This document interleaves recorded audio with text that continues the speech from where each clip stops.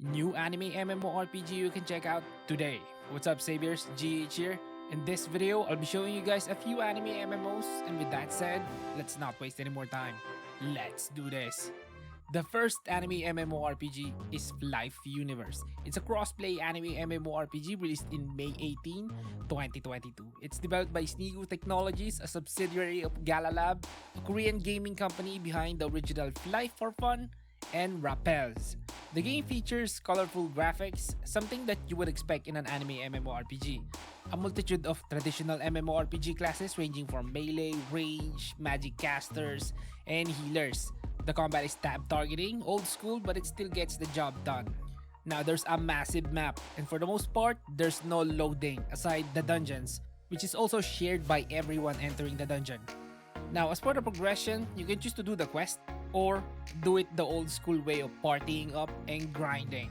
And I must reiterate, Flyff Universe is a frigging grinding game. I must say again, one last time, this is a grinding game.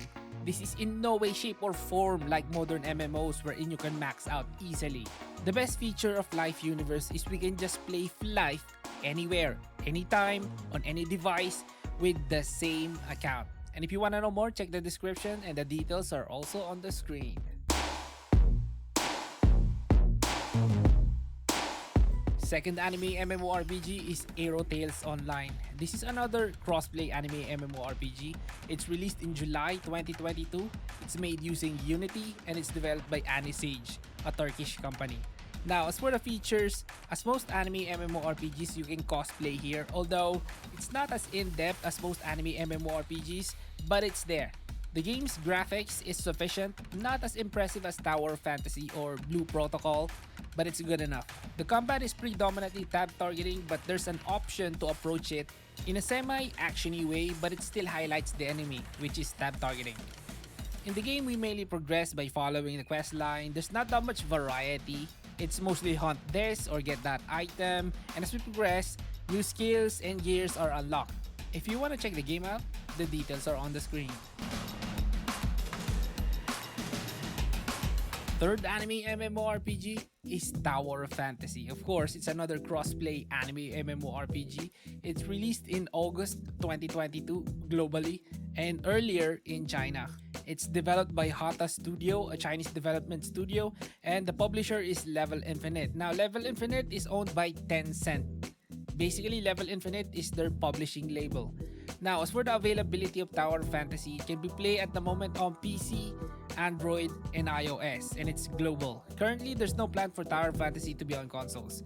The game features an in-depth character customization, which is probably the most impressive I've seen in a while. Graphics is undoubtedly one of the best. Now, it's action combat that feels great combined with nice special effects. It does get a bit hollow though as you play the game because combat is not that in-depth. Then they got PvP here, which at first seems fair, but when you realize you don't have the weapon, then you know what this game is all about. As for the progression, we follow a quest line and watch the story. The cutscenes are surprisingly decent and voiced very well. Tower of Fantasy is an excellent free-to-play game, but be warned that the main monetization is gambling, so keep that in mind. If you want to check the game out, the details are on the screen.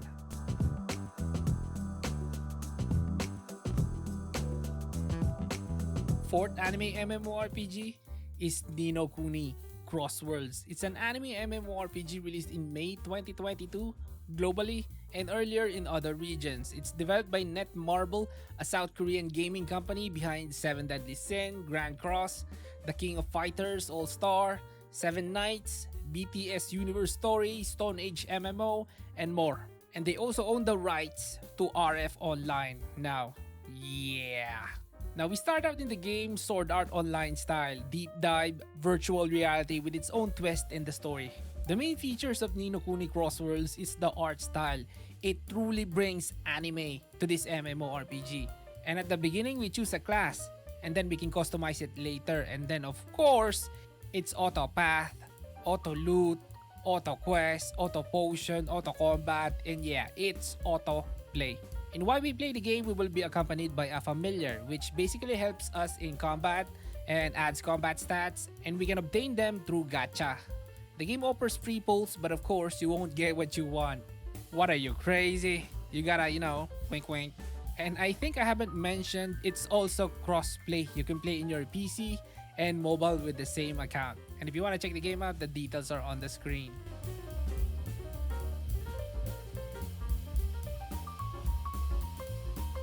Fifth anime MMORPG is Noah's Heart. It's an open world MMORPG released in July 2022 and it's made using the Unreal Engine. And it's developed by Archosaur Games, the guys behind Dragon Raja, a fairly decent MMORPG. And actually, if you played Dragon Raja, then you know what to expect here because it's fairly similar except Noah's Heart is open world.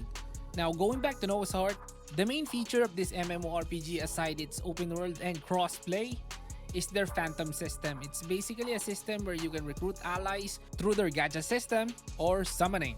Now those phantoms can accompany you in some instance dungeon and you can also equip them. And when you equip them, your character will inherit the potentials of the equipped phantom, including their stats as well as their unique abilities. I'm mentioning this phantom system because it's also their main monetization. Now before you check this one out, please keep in mind that the PC port is not good. The control seems bad and it's not optimized, but it's working fine on mobile. And if you want to check the game out, check the description and details are also shown in the screen.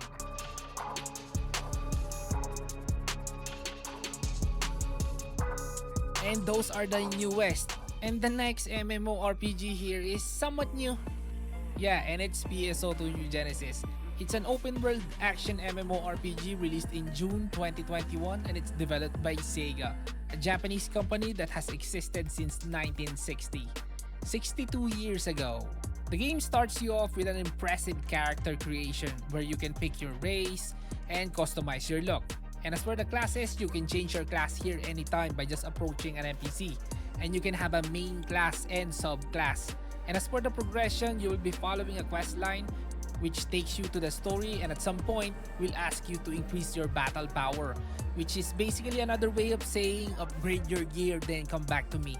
PSO2 New Genesis in my opinion has so much potential but it's not utilized by not adding proper content. You do daily quests here, maybe hunt veterans, wait for an urgent quest, and then cosplay. That's it. It's a good game, don't get me wrong. It's just it needs proper content. Now if you want more anime MMORPGs, here are a few videos you can check out. All of those videos are about anime MMORPGs, check them out. And if you support the channel, please hit the like button, share, and then subscribe to be part of the Gaming Hardcore family. And as always, this is Gaming Hardcore. See you in the next one.